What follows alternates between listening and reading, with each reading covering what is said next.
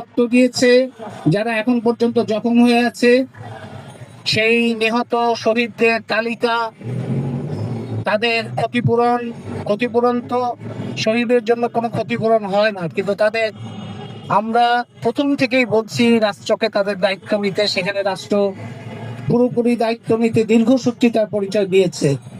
যারা আহত তাদের চিকিৎসা করতে নানা রকম জটিলতা তৈরি হয়েছে। এবং তাছাড়াও যে কাজ অন্তর্বর্তী সরকার করেছে, যেভাবে অন্তর্বর্তী সরকার পরিচালিত হচ্ছে, তাতে আমরা অন্তর্বর্তী সরকারের উপরে শেখ হাসিনা সরকারের ছায়া দেখতে পাচ্ছি। সেই একই রকম স্বৈরতন্ত্র, একই রকম জনগণের উপরে বিভিন্ন ধরনের নিপীড়ন, একই রকম বৈষম্যমূলক ব্যবস্থা টিকিয়ে রাখা। সরকারি একটা কথা আছে, আপনারা বিভিন্ন সরকারের লোকে শুনে থাকতেন যে রাতারাতি কিছু করা সম্ভব না। আমরা জানি রাতারাতি কিছু করা সম্ভব না। এবং অন্তর্বর্তী সরকার যে অস্থায়ী সরকার, অন্তর্বর্তী সরকার যে অনেক কিছু করতে পারবে না, সেটাও আমরা বুঝি।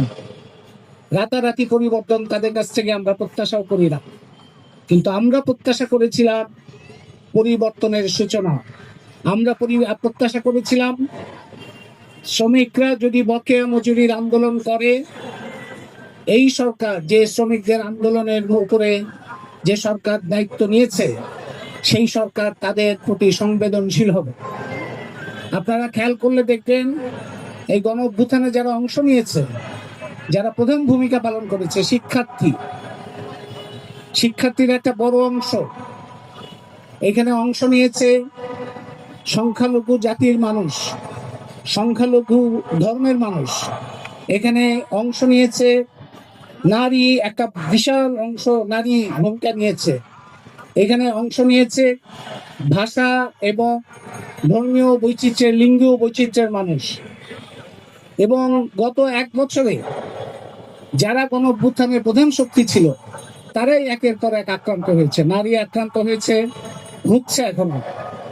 সংখ্যালঘু ধর্মের মানুষ, তারা শুধুমাত্র পরিচয়ের কারণে তাদের নিরাপত্তাহীনতার মধ্যে থাকতে হচ্ছে। সংখ্যালঘু জাতির মানুষ পাহাড়ে এবং সমতলে নানানভাবে আক্রান্ত হচ্ছে। শিক্ষার্থী, শিক্ষক, আপনারা খেয়াল করলে দেখবেন গত এক বছরে শাহবাগ থেকে শুরু করে